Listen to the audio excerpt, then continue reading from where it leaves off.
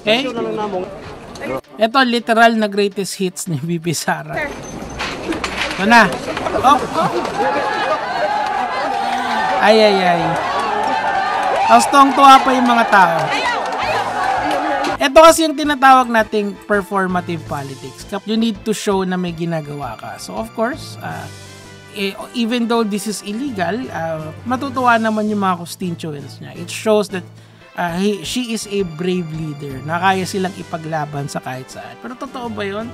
Consistent ba yun sa nakikita natin ngayon kay VP Sara? I guess, literal the time told na hindi yan consistent. Of course, during the time na mayor pa siya, and yung sheriff naman ginagawa niya lang yung trabaho niya, Ma'am Sara, sana pinatawad niya na. Pero syempre, kailangan niyang magpa-epal. Politics or performative politics ang kailangan dyan. So, pinakita niya na matapang siya. But look, 12 years ago, tapang-tapang. Pero pagdating sa China, no comment. Kasi nga, China is a real power pagdating sa ating, and real power and real threat. Talagang pag pinalagan mo yan, may kalalagyan ka.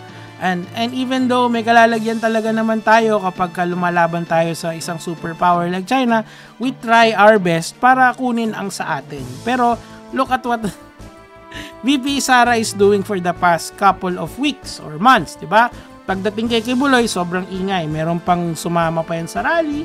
Tamang state of the nation pa yan pagdating doon sa pagpapalaganap ng due process. And then pagdating sa China, no comment lang siya. Nagtitila call center agent siya, ring ring. My name is VP Sara, how can I help you today? Ano pong masasabi niyo sa China? No comment daw. Paki-transfer na lang po sa Department of National Defense or Department of Foreign Affairs, pero hindi ako magsasalita doon. Kasi BFF ko si Xi Jinping. Feng Shang Gao Shi Qi Xing Hong Chinese si Samay. Di ba? That's a brand of politics na nakikita natin sa mga Duterte. When it's the small drug addict pusher, ma-TikTok hang. Pero if it's the big fishes, wala. Buhay na buhay. Di ba? Naalala si Peter Lim, aka Jaguar. Naalala nyo yun? Tapos, pagdating kay China, province of China na daw tayo. Same with Sara Duterte ngayon. No comment.